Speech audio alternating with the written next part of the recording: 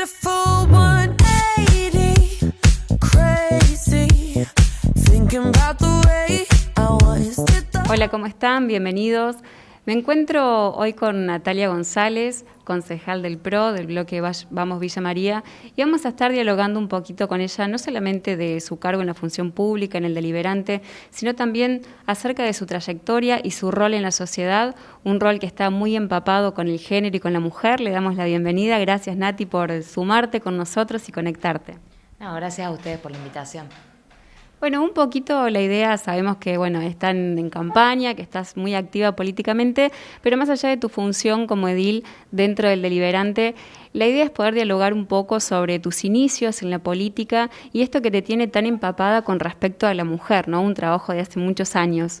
Hablar un poco de tus inicios. Mi militancia política empieza un poco con la militancia feminista, digamos, con mi militancia en las calles, en las marchas, en participar, en sumarme en toda la temática de la violencia de género y el abuso sexual infantil. Comienzo a trabajar en una institución ya hace más de 10 años, trabajé en esa institución, una institución que era un centro de atención para víctimas de delitos contra la integridad sexual. Y de allí viene toda mi capacitación en eso y en género. Y ahí me fui sumando, digamos, en todo este devenir, y fui sumando estos conocimientos tan nuevos que ahora son bastante normales, pero hace ya unos 10 años como que había poco de género y se hablaba poco, ¿no? Y de ahí me sumé a este espacio en el cual confió en mí y en lo que yo podía dar, y cuando me sumé armamos acá en el PRO una comisión de violencia de género en la cual comenzamos a dar charlas, asesoramiento, y después viene todo lo que ya se conoce, ¿no? Mi paso por el CAJ y hoy el cargo en el que estoy con mucho honor desarrollando en el Consejo Deliberante. ¿Cómo haces para lidiar? Sos mamá de 2 varones. ¿Cómo haces para lidiar muchas veces con estas situaciones, ya sean a nivel nacional, que uno se entera de noticias que tienen que ver con este tipo de delitos, este tipo de violencia, uno siendo mamá cuando se encuentra acá a nivel local, que es donde uno lo camina y lo transita, para poder separar ese trabajo de la sensación que uno siente siendo mamá y viendo que es una problemática que en vez de disminuir cada vez va en aumento? Eso fue un gran desafío. Creo que fue primero mi desafío personal como mamá, primero como mujer, segundo como mamá, como esposa y como ciudadana, ¿no? Creo que fue primero ese desafío, el involucrarme. Hay un hecho que me marcó a mí, creo que nos marcó a todos los villamarienses, que fue el femicidio de Claudia Rodríguez. Yo esa mañana estaba yendo al jardín a buscar a mi hijo y todos presenciamos esa situación, y desde ese día y de tan chiquitos mis hijos me acompañaron a las marchas. Y hoy ese tema en mi casa se habla de esa manera, desde chicos. Aparte de esto, creo que así debe ser. Hace muchos años atrás estos temas eran temas tabú, temas de los que no se hablaban. La violencia era violencia doméstica, una violencia que sucedía de las puertas de la casa para adentro, en la que la sociedad no podía involucrarse, y así no fue por no involucrarnos durante tantos años, ¿no? Entonces hoy yo escucho por ahí que hay mamás que dicen, uy, sí, pasaron la noticia y apagué la tele. Yo a mis hijos se los explico, y eso lo escuchan desde chicos. Y así siempre he creído que es con el tema, por ejemplo, de su cuidado personal, muchas veces reclamamos en las escuelas lo que tiene que ver con la ESI, que se dé lo que es educación sexual integral para los niños, pero el primer lugar de socialización en los niños es la casa, ¿no? Y el niño, el primer lugar al que empieza a ir es un jardín o a veces una escuelita de verano, y es ahí donde le debemos dar los primeros mensajes a nuestros hijos, ¿no? El cuidado de su cuerpo, que hay secretos que sí se deben contar, que hay caricias que están mal, y que siempre los adultos de referencia tienen que hacer su solaz para poder cuidarse y para poder contar si algo les sucede. Y desde ese lugar yo creo que siempre con la verdad, los varones, uno como mamá de varones a veces tiene otras formas, ¿no? Como distintas, y hasta en eso, ¿no? Es todo un desafío el explicarles a ellos desde el tema de las propias mujeres. Un día llegó mi hijo en sexto grado y me cuenta, en la clase de matemáticas me explicaron que las nenas les pasa esto de hacernos señoritas, y yo me quedé así al aire y me parecía tan raro que se haya roto esto que a nosotros antes nos enseñaban solamente en la clase de biología, que me pareció fantástico, ¿viste? Que los chicos hoy tengan estos temas y que sean temas normales y no que nosotros lo ocultábamos o que...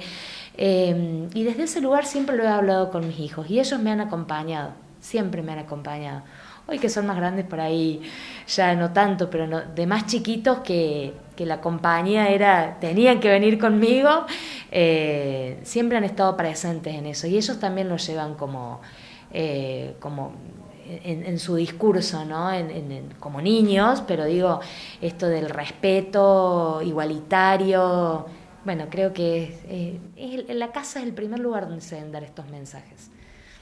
Te llevo para el ámbito de la política, pero con las políticas públicas que tienen que ver con esta situación. Si podés analizar o desde tu punto de vista cuáles son esas políticas públicas fundamentales que estarían faltando en Villa María, ¿no? En el último mes tuvimos 2 casos en Villa Nueva y en Villa María que tienen que ver con abuso, con violencia, contra la integridad sexual, que fueron muy resonantes, que aún todavía, están sin resolverse, hay muchas cuestiones que están bajo secreto de sumario. Si analizás un poquito esto, ¿cuáles serían esas políticas públicas fundamentales que quizás se debería empezar a trabajar y en conjunto, ¿no? Porque no es solamente decisión de un funcionario o de un área del municipio. No, sin duda. Aparte de eso no pasa solamente por el Estado municipal en sí, eso pasa por todas las instituciones que intervienen en la vida de un niño y de las personas, ¿no?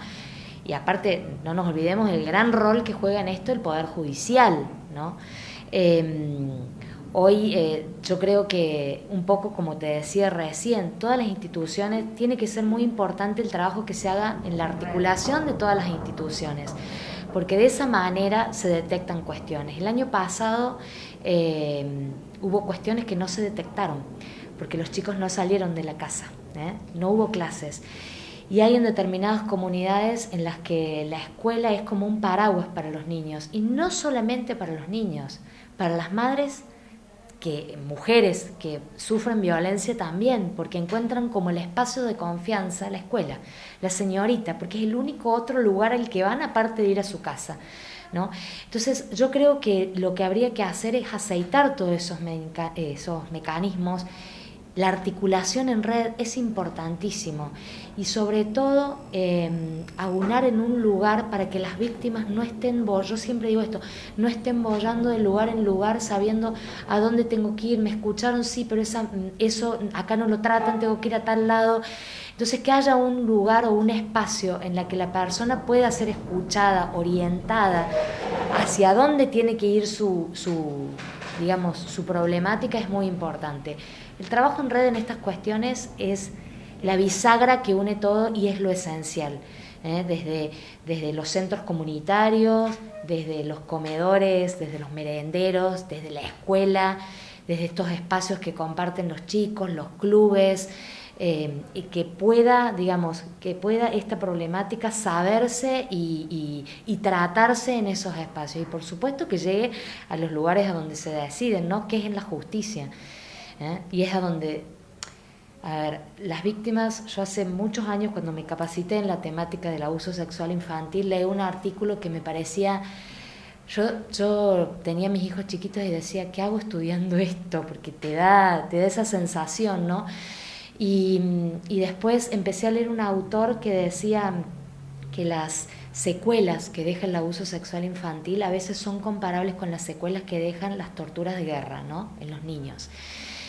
Y esto es así, lo que puede hacer la justicia es un poco remediar y es un poco, más allá de la justicia en sí, que esa persona tenga una pena justa, más allá de eso, digo, el lugar que ocupa en la víctima y en sus familiares es un poco de remedio en esta situación, ¿no? La justicia tiene que remediar estas situaciones y creo que es una base principal en todo esto.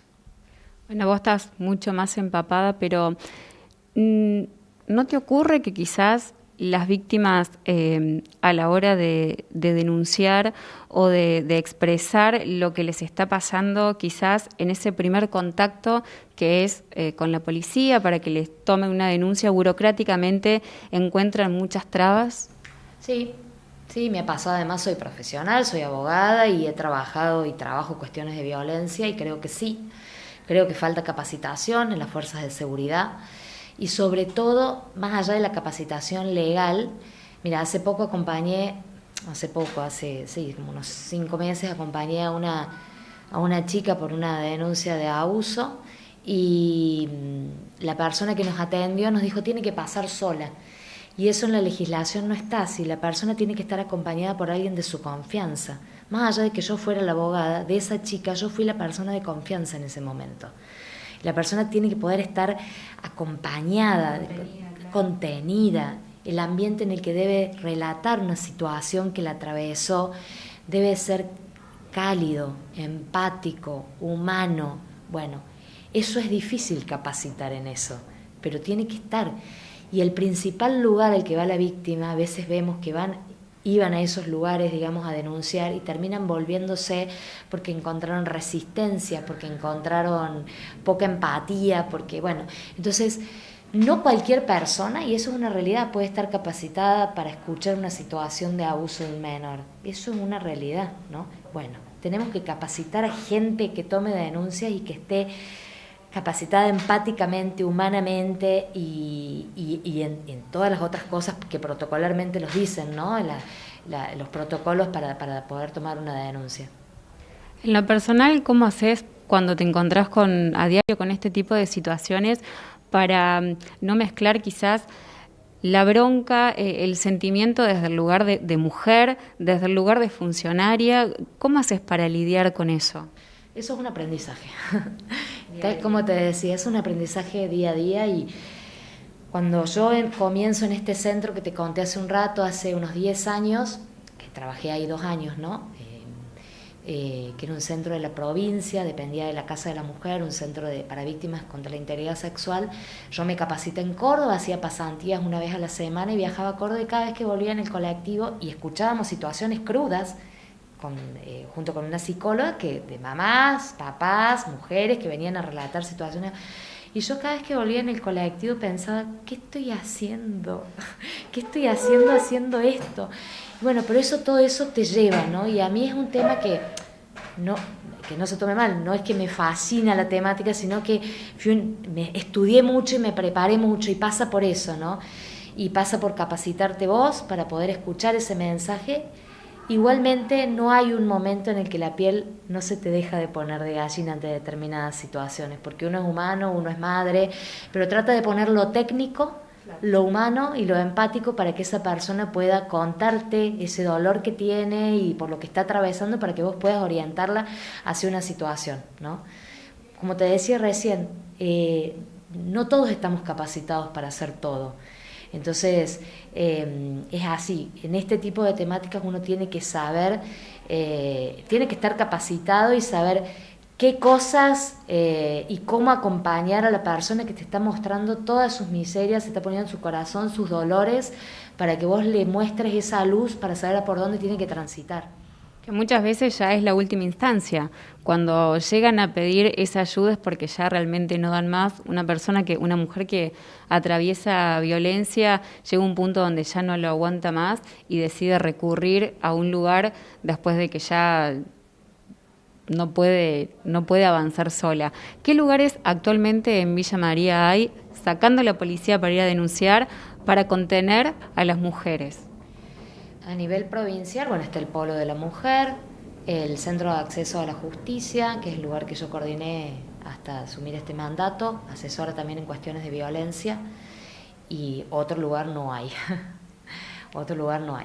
Las instituciones, digamos, sociales que trabajan en los barrios, que no son, digamos, instituciones formales, digamos, pero que son muy importantes. Por eso yo digo, esas mujeres que batallan en los barrios, ¿no? Y que son referentes ante estas situaciones, qué importante que a ellas se le pueda llegar a veces estas herramientas de saber o de capacitarse, porque a veces ese primer contacto que tiene la víctima de una situación de violencia es ese nexo. Y si en ese nexo no encontrás la palabra que te oriente o que te lleve hacia el lugar donde queda en la nada, ¿no? Y a veces vos decís, y a veces vienen cuando ya sufrieron todo tipo de violencias, y a veces las mujeres no saben, porque a veces vienen cuando ya sufrieron una violencia física sin saber que eso comienza con una violencia psicológica y es tan violencia como la otra, ¿no? Mira, yo he tenido muchas clientas y mujeres que me han comentado el estrago, el dolor que deja la palabra. Se borra mucho más lento que lo que deja un moretón en el cuerpo, ¿no? El moretón es como que se va y el golpe se va, pero la palabra te destruye por dentro y queda mucho tiempo y a veces para siempre. Esas mujeres durante mucho tiempo necesitan ese acompañamiento. Y ni te digo de los, por supuesto, y ni te digo de los niños que presencian esa violencia.